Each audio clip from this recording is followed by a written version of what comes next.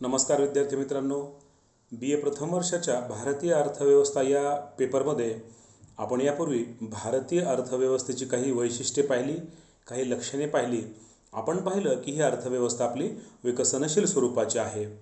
आज आपण भारतातील नैसर्गिक साधनसंपत्ती हा भाग पाहणार आहोत. आपल्याला माहीत आहे की जगातील प्रत्येक राष्ट्र आज विकासासाठी धडपड करत आहे. प्रत्येक राष्ट्राचा प्रयत्न आपल्या देशाचा आर्थिक विकास करण्यासाठी सुरू आहे. आर्थिक विकास होत असताना देशाच्या राष्ट्रीय उत्पादनात वाढ होत जाते. राष्ट्रीय उत्पादनात वाढ झाली की दरडोई उत्पादनात वाढ होते, दरडोई उत्पन्नामध्ये वाढ होते. दरडोई उत्पन्न वाढलं की देशातील जनतेचे राहणीमान उंचावते, त्यांच्या राहणीमान दर्जा सुधारतो. म्हणजेच आर्थिक विकासासाठी राष्ट्रीय उत्पादनात वाढ झाली पाहिजे. राष्ट्रीय उत्पादनातील वाढ दरडोई उत्पन्नात प्रतिबिंबित झाली पाहिजे व दरडोई उत्पन्नात वाढ झाल्यामुळे लोकांचे जीवनमान उंचावले पाहिजे. राष्ट्रीय उत्पादनात वाढ होण्यासाठी आपल्याला देशातील वस्तू व सेवांच्या उत्पादनात वाढ करावी लागते किंवा वाढ केली पाहिजे. त्यामध्ये कृषी क्षेत्र असेल, उद्योग क्षेत्र असेल, सेवा क्षेत्र असेल, याचा विकास आणि विस्तार झाला पाहिजे. आपल्याला माहीत आहे की आपल्याला कुठल्याही वस्तू सेवांचं निर्माण करायचं असेल त्यासाठी उत्पादनाचे 4 घटक आवश्यक आहेत. ते घटक म्हणजे भूमी, श्रम, भांडवल व संयोजक. परंतु याबरोबरच आणखी एक घटक आपल्याला आवश्यक असतो, तो म्हणजे नैसर्गिक साधनसंपत्ती. आपल्या देशाला मिळालेली नैसर्गिक साधनं, यामध्ये देशातील जमीन, पाणी, हवामान, खनिज संपत्ती, जंगल संपत्ती, मत्स्य उत्पादन ह्या सगळ्यांचा समावेश होतो. ह्या सगळ्यांना आपण नैसर्गिक साधनसंपत्ती असे म्हणतो. या साधनसंपत्तीचा उपयोग करून आपल्याला उत्पादनात वाढ करावी लागते. उत्पादनात वाढ झाली की देशाचा विकास होत असतो. आपण जर पाहिलं तर भारतामध्ये भारतासारख्या देशाला नैसर्गिक साधनसंपत्ती अतिशय विपुल प्रमाणात लाभली आहे. भारताला विस्तीर्ण असा समुद्रकिनारा लाभला आहे. तसेच अनेक बारमाही व सहामाही गोड्या पाण्याच्या नद्या आहेत, सरोवरे आहेत. त्यामुळं भारताला जलसंपत्ती ही विपुल प्रमाणात लाभली आहे. तसेच जमीन असेल, खनिज संपत्ती असेल, ही सुद्धा भारतामध्ये विपुल प्रमाणात आहे. लोखंड, कोळसा, बॉक्साईट असे अनेक खनिजे भारतात विपुल प्रमाणात सापडतात. तसेच भारतामध्ये जंगल संपत्ती व जैवविविधताही भरपूर प्रमाणात आहे. मत्स्य उत्पादन असेल, पाणी असेल, ही भारताला अतिशय विपुल प्रमाणात लाभली आहे. परंतु या संपत्तीचा आपण पुरेपूर व योग्य वापर न केल्यामुळे आपला देश हा विकसनशील आहे, विकसित झाला नाही. आपण जेव्हा या साधनसंपत्तीचा पुरेपूर वापर करू तेव्हा आपलं राष्ट्र हे विकसित राष्ट्र होईल. मग आता आपण जर विचार केला तर भारत असं म्हटलं जातं की भारत हा साधनसंपत्तीवर अतिशय समृद्ध देश आहे. तसेच भारतामध्ये श्रमसंपत्तीही विपुल प्रमाणात आहे. परंतु ह्या आपल्याकडे भांडवलाचा अभाव आहे. भांडवलाची टंचाई असल्यामुळे या साधनसंपत्तीचा पुरेपूर उपयोग झाला नाही किंवा तिचा पुरेपूर उपयोग आपल्याला करून घेता आला नाही. त्यामुळे उत्पादनात, राष्ट्रीय उत्पादनात वाढ झाली नाही. आपण ही जर संपत्ती पाहिली तर ही संपत्ती 2 प्रकारची असते. आपल्या कुठल्याही देशामध्ये जर आपण पाहिलं तर नैसर्गिक संपत्ती ही 2 प्रकारची असते. ती म्हणजे नवीकरण शक्य असलेली साधनसंपत्ती, ज्याला आपण रिन्युएबल रिसोर्सेस म्हणतो. तर दुसरी असते नवीकरण शक्य नसलेली साधनसंपत्ती, ज्याला आपण नॉन रिन्युएबल रिसोर्स असं म्हणतो. तर आपण आता हे पाहताना ही जी काही प्रत्येक देशाला लाभलेली संपत्ती असते ती ढोबळमानाने 2 वर्गामध्ये विभाजित केली जाते. नवीकरण शक्य असलेली साधनसंपत्ती म्हणजे ज्या साधनसंपत्तीचा पुन्हा पुन्हा उपयोग करता येतो व जी साधनसंपत्ती कितीही वापरली तरी ती संपत नाही, अशा साधनसंपत्तीला नवीकरण करता येण्यासारखी साधनसंपत्ती असे म्हणतात. हिची पुनर्निर्मिती करता येते मानवी प्रयत्नानं व नैसर्गिक यानं तिचे आपोआप तिचं पुनर्निर्माण होत असतं. उदाहरणार्थ जमीन, जंगल संपत्ती, पाणी, मत्स्य उत्पादने, वन उत्पादने ह्याचं आपल्याला पुन्हा पुन्हा निर्माण करता येतं. हे निर्माण मानवी प्रयत्नाने होईल किंवा नैसर्गिकपणे होईल, परंतु ही संपत्ती आपल्याला पुन्हा निर्माण करता येते. तर दुसरा प्रकार म्हणजे नवीकरण शक्य नसलेली साधनसंपत्ती. म्हणजे काय तर जी साधनसंपत्ती एकदा वापरली की तिचा पुन्हा उपयोग करता येत नसतो. म्हणजेच एकदा वापरली की ती संपून जाते, तिचा साठा कमी कमी होत जातो व काही काळाने तो पूर्णपणे संपुष्टात येतो. ह्या साधनसंपत्तीला आपण नवीकरण शक्य नसलेली साधनसंपत्ती म्हणतो, नॉन रिन्युएबल सोर्सेस. यामध्ये अशी संपत्ती असते की जी मानवी प्रयत्नानं किंवा नैसर्गिक प्रयत्नानंसुद्धा पुन्हा निर्माण करता येत नाही. उदाहरणार्थ खनिज तेल, नैसर्गिक वायू, खनिज संपत्ती हिचा वापर एकदाच करता येतो व हिचे साठे मर्यादित आहेत, कालांतराने ते संपुष्टात येतील. अशा प्रकारे साधनसंपत्तीचे दोन ढोबळ भाग पडतात, ज्याला आपण नवीकरण शक्य असलेली साधनसंपत्ती व नवीकरण शक्य नसलेली साधनसंपत्ती असे म्हणतो. आता ही साधनसंपत्ती उपयोगात आणून तिचा वापर करून आपण वस्तू व सेवांच्या उत्पादनात वाढ केली की राष्ट्रीय उत्पादनात वाढ होते व देशाचा विकास घडून येतो, हे आपल्याला माहीत आहे. परंतु ही साधनसंपत्ती वापरताना काही तत्त्वे आपल्याला पाळली पाहिजेत किंवा पाळावी लागतात. ही तत्त्वे म्हणजे की पहिली तत्त्व म्हणजे किमान अपव्यय. साधनसंपत्ती वापरताना तिचा अपव्यय कमीत कमी होईल ह्याकडे आपण लक्ष दिलं पाहिजे. म्हणजेच ती काटकसरीने वापरली पाहिजे, ती जपून वापरली पाहिजे. तसेच दुसरं म्हणजे साधनसामग्रीचा आपल्याला बहुविध वापर करता आला पाहिजे. म्हणजे एकच साधनसंपत्ती अनेक ठिकाणी वापरता आली पाहिजे, तिचे आपल्याला अनेक उपयोग करता आले पाहिजेत, म्हणजे तिचा आपल्याला जास्तीत जास्त उपयोग करता येईल. उदाहरणार्थ भारतामध्ये मोठे मोठे सिंचन प्रकल्प राबवण्यात आले. त्याचा उद्देश पूर नियंत्रण हा होताच, परंतु त्याबरोबरच वीज निर्मिती, जलसिंचन, पर्यटन अशा अनेक त्यामुळे उद्देश साध्य झाले. म्हणजेच नद्यांवर आपण जसं हिराकूट प्रकल्प आहे, भाकरानांगल प्रकल्प आहे, कोसी प्रकल्प आहे, हे प्रकल्प राबवल्यामुळे आपल्या देशात नद्यांना जो पूर येऊन हानी व्हायची, जीवित आणि वित्तहानी, ती टळली.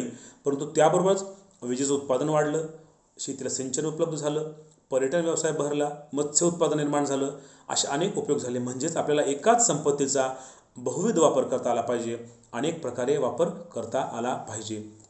तसेच आपल्याला साधनसंपत्तीचा सातत्याने वापर करता आला पाहिजे. म्हणजेच आपल्याला जी काही साधनसंपत्ती आहे हिचा पुन्हा पुन्हा वापर करता आला पाहिजे व तिचं नवीकरणही करता आलं पाहिजे. तसेच चौथा मुद्दा असा आहे की आपल्याला साधनसंपत्तीचा नियोजनपूर्वक, योजनापूर्वक वापर करता आला पाहिजे. म्हणजेच साधनसंपत्ती वापरताना तिचं आपल्याला नियोजन करावं लागेल, प्लॅनिंग करावं लागेल की आज आपल्याला किती गरज आहे, भविष्यात किती गरज आहे, भविष्यात किती गरज लागणार आहे आणि आपण तिचा कसा वापर करायचा ह्याचा आपल्याला पूर्वनियोजन केलं पाहिजे. तरच ती आपल्याला अपव्यय न करता वापर करता येईल, तिचा पुरेपूर वापर करता येईल की ज्यातून आपल्याला आपलं आर्थिक विकासाचं उद्दिष्ट साध्य करता येईल. आता आपण भारतातील संपत्ती बघूया. आपण पाहिलं की भारताला सर्व प्रकारची साधनसंपत्ती विपुल प्रमाणात लाभली आहे. त्यापैकी पहिली आपण साधनसंपत्ती पाहू, भूसाधनसामग्री. म्हणजेच भारताच्या वाटलेली जमीन ही खूप मोठी संपत्ती आहे. आपण जर पाहिलं तर भारताचं भौगोलिक क्षेत्रफळ अंदाजे 329 दशलक्ष हेक्टर एवढं आहे. त्यापैकी 305 दशलक्ष हेक्टर ह्या क्षेत्राची मोजणी झालेली आहे. म्हणजेच आपण जर पाहिलं तर भारताचं एकूण क्षेत्रफळ जे आहे ते 329 दशलक्ष हेक्टर एवढं आहे. त्यापैकी 305 दशलक्ष हेक्टर एवढ्या क्षेत्राची प्रत्यक्ष मोजणी झालेली आहे. आता आपण यापैकी म्हणजे ह्या 305 पैकी आपण तिचं कसा उपयोग झालेला आहे बघू. तर भारतामध्ये अंदाजे 43 दशलक्ष हेक्टर म्हणजेच 14% जमीन ही नापीक आहे. ही जमीन वाळवंट, डोंगर, रस्ते, ह्या इमारती ह्यांनी व्यापलेली आहे की जिचा शेतीसाठी उपयोग होत नाही. तर भारतामध्ये साधारणपणे जंगल व्याप्त क्षेत्र हे 69 दशलक्ष हेक्टर म्हणजेच एकूण क्षेत्रफळाच्या 22% एवढं आपल्या देशामध्ये जंगल क्षेत्र आहे किंवा जंगल संपत्ती आपल्याकडे आहे.